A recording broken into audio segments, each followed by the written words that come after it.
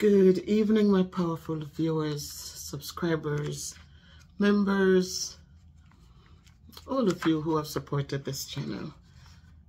This month is considered Black History Month, and as I've always said, Black history is not a one-month thing, but Black history should be celebrated throughout the year. Tonight, I want to give my tribute to Black History Month. I'm going to read a few poems, and then I will just say a little bit about our history.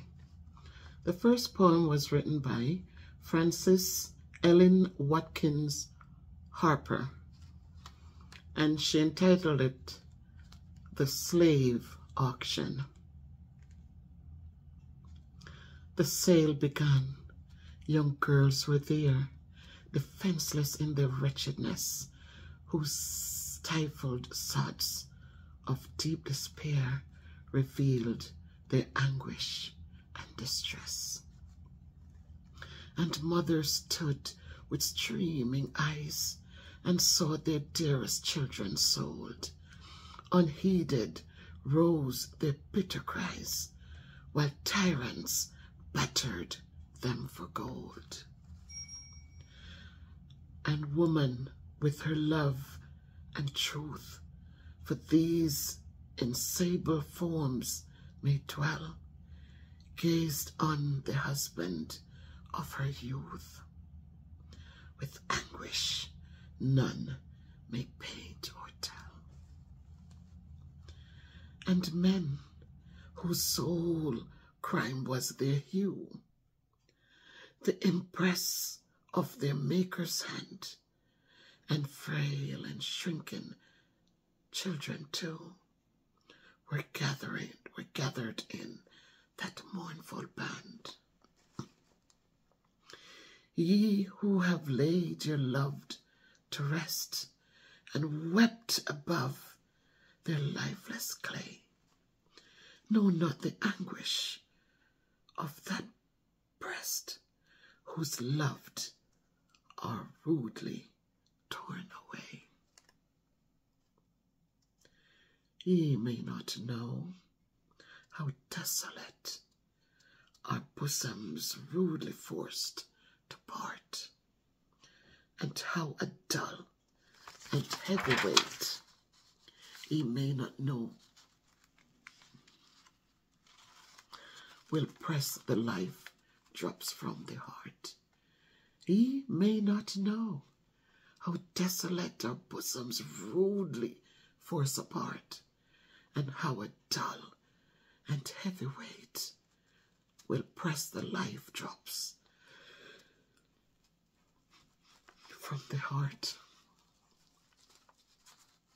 In this poem, Harper describes a scene that was quite gut-wrenching. But this is our history. Difficult to picture, but we must make sure they're never forgotten. My parents, please teach your children about their history. Please never let it be forgotten.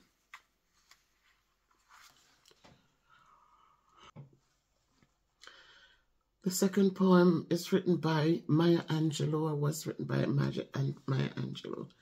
The Caged Bird Sings.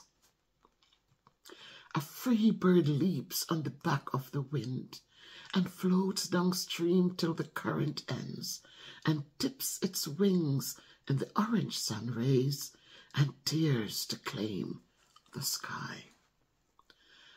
But a bird that stalks down his narrow cage can seldom see through his bars of rage. His wings are clipped and his feet are tied, so he opens his throat to sing. The caged bird sings with a fearful thrill of things unknown but longed for still, and his tune is heard on the distant hill, for the caged bird sings of freedom. The free bird thinks of another breeze, and the trade winds soft through the sighing trees, and the fat worms waiting on a dawn-bright lawn, and he names the sky his own. But the caged bird stands on the grave of dreams. His shadow shouts on a nightmare scream. His wings are clipped, and his feet are tied, and he opens his throat to sing. The caged bird sings with a fearful trill of things unknown but longed for still, and his tune is heard on the distant hill. For the caged bird sings of freedom.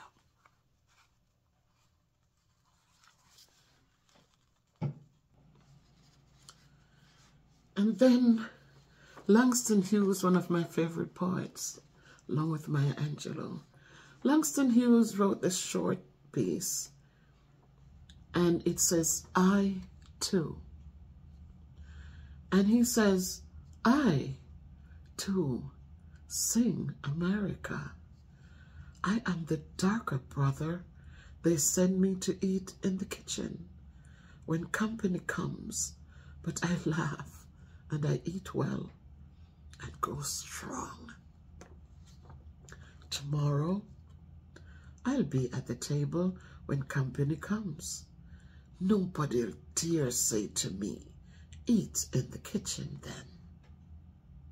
Besides, they'll see how beautiful I am.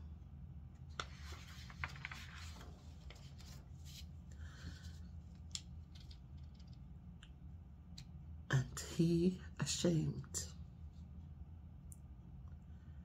I too am America. It doesn't matter what your situation and where they send you, whether at the front or at the back. Just know that if you stand firm and you work hard, that you too will eat at the kitchen table one day. You too will eat at the table. You won't have to be ashamed, because you know what, you've worked hard. You've come a long way. You have built and you have gained that seat at the table. So they might push you in the kitchen now. They put you in the back now. But it's not about where they push you. It's about where you made the strides and put yourself. So as I said, that's my contribution to Black History Month. I want to remind all of us that if we forget our history, then we're bound to repeat those same things that put us where we were years ago. We have to remember our history. We have to remember our history. And we have to remember the people whose shoulders we're standing on today. And we need to teach our children, and we need to help to pull our children up. Too much in this time, as I said, our children are just walking commercials for rich companies. They have nothing of, they're not building with integrity and pride. They continue to sit in that kitchen, and that's where they just plow themselves, and that's where their intentions are. They're not working hard to have bank accounts, to have wealth, so they can sit inside at the table and eat too. And my heart aches because I see the devastation. I see the lack of worth. I see the lack of interest in learning and wanting and owning and just building. I see the lack of supporting each other. The Chinese build together, right? The Jews, they build together. They pull each other up. But yet it's Black History, 1 month out of the year, and even the 1 month given, a lot of us wouldn't even tell our children it's Black History Month. We wouldn't read a book with them. We don't do anything but running out there to buy the next new pair of sneakers for $100 and something, $250, and that's all the worth they have to brag about the name brand on their feet. But ask them one person who contributed to Black history, and they have nothing to say. They don't know, or they might tell you, oh, Martin Luther King. Ask them what civil rights were, and they know. And so they don't know. And they can't know if we're not teaching them. And teachers, even though you're not social studies teachers, even though we have social studies teachers, we're not even teaching these Black kids about their history. But it's you know, as when I was in the classroom, I'm teaching math, I dropped my book. Because when I see the negligence of our children, when I see the lack of enthusiasm to learn, the lack of wanting more, the lack of just integrity and pride, I have to drop my books and I have to talk to them about how much greatness they have in them.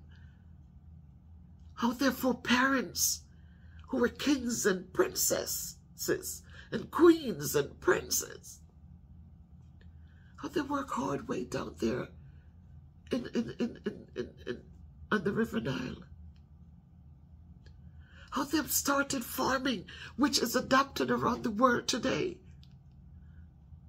How they created boats to move their goods from one place to the other down the River Nile. Those were their ideas.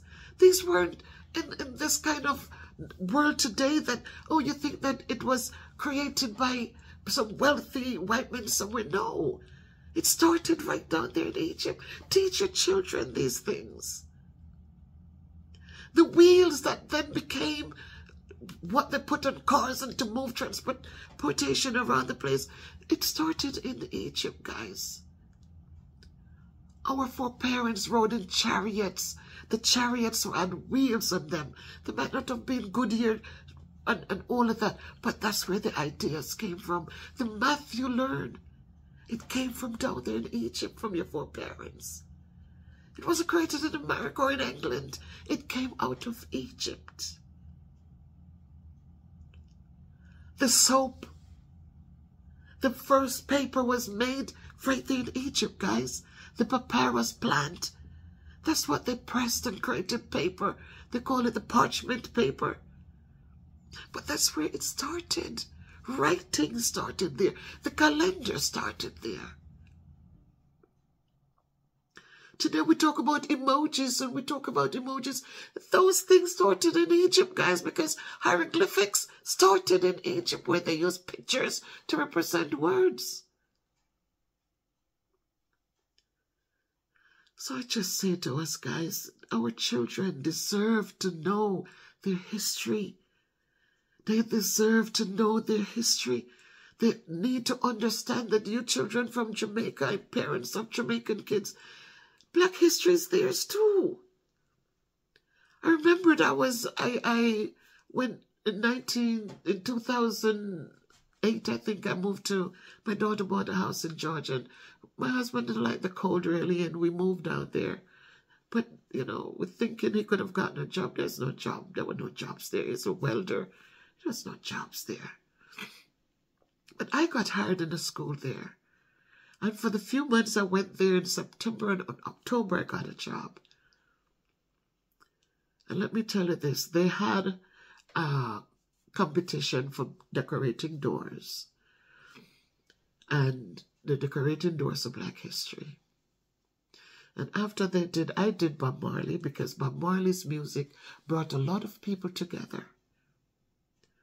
Reggae music brought a lot of people together, a lot of different cultures. So I decided to do Bob Marley, and I had a CD player out the door, and I had Bob Marley's CDs loaded in, and so as you walk by, you'd hear his music playing softly.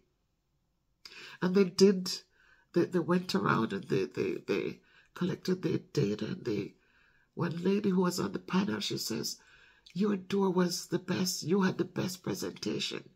But they said Black history, and you did Bob Marley.